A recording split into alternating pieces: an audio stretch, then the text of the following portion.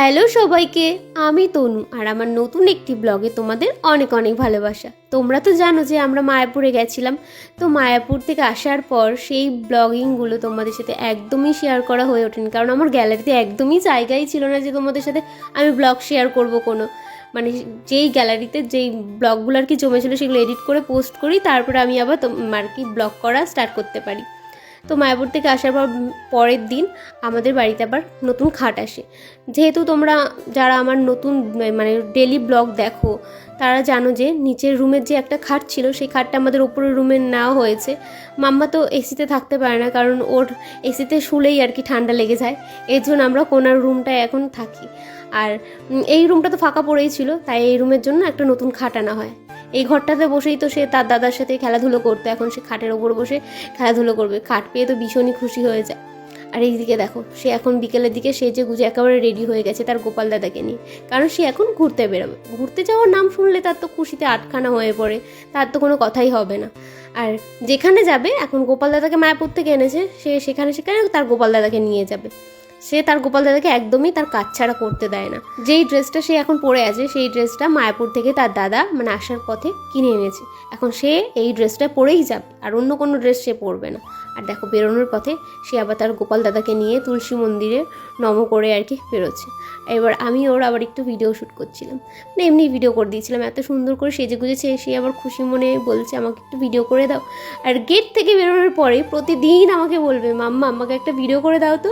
আমি দেখো ramp walk করছি, নিজে থেকেই বলে। আর দেখো একাই কেমনভাবে টোটোতে উঠে গেল। আর এদিকে তো সবাই রেডি শেডি হয়ে আর কি নামছিল, আর মাম্মা এখন একাই আর কি বেরিয়ে আগেই টোটোতে বসে পড়েছে। বোন তো আমাদের সাথে এতদিন থাকার পর ও তো আর কি মায়াপুর আমাদের সাথে গেছিলো, তো মায়াপুর থেকে বাড়ি ফেরার পথে ও তো ওইখানে আর কি নেমে যায়। যেহেতু মায়াপুর থেকে আমাদের বাড়ি খুব একটা বেশি দূর না, তাই ও আর কি আমাদের সাথে বাড়িতে আসেনি।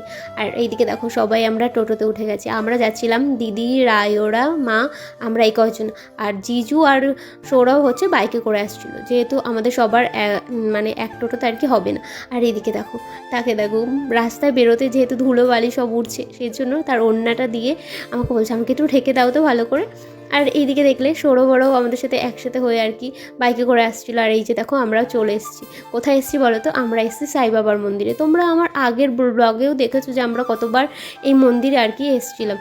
সত্যি এই জায়গাটা কিন্তু খুবই সুন্দর। মন্দিরে ঢোকার আগে মা ওরা তো ফুলমালা কিনছিল, তো মা ওরা ফুলমালা কিনতে কিনতে আমরা তার আগে ঢুকে পড়ি মন্দিরে। আর মন্দিরে এসে দেখি সাই বাবার এখানে গান করছে একজন। তো সেদিনও বোধহয় কিছু একটা ছিল। আর এই যে এখন মাম্মাকে দেখো তার গোপাল দাদাকে নিয়ে লাইন দিয়ে এখন সাই বাবার কাছে যাচ্ছে পুজো দেওয়ার জন্য। ঠাকুরের গান চলছিল যেহেতু, সে এখন দুহাত তুলে আর কি নাচছে। আমার সাথে সুন্দর আনন্দ করতে করতে এক মনে আসছিল। যেই তার বাবাকে দেখলো অমনি তার বাবার কোলে উঠে গেল। তার বাবা ওদেরকে দেখলেই সে খুবই কুঁড়ে হয়ে যায়, মানে হাঁটতে একদমই চায় না, কোলে করে করে যাবে আর কি। আর এই যে দেখো তোমরাও দর্শন করে নাও সাই বাবাকে।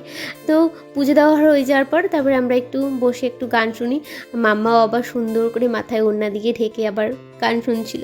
আর এইদিকে আবার তার দিদির ফোন এনে সে আবার ভিডিও আর কি করছিল একা। মন্দিরের ভেতরে কিছুটা সময় আমরা আর কি বসি, তারপরে বাইরে বেরিয়ে আসি একটু ছবি টবি তোলার জন্য। খুব সুন্দর লাগছিল, পাশে ওই সূর্যমুখী ফুলগুলো দেখে এত ভালো লাগছিল, ছবি তুলতে ইচ্ছা করছিল। তাই আমরা দাঁড়িয়ে আর কি সবাই একটু ছবি টবি তুলে নিলাম।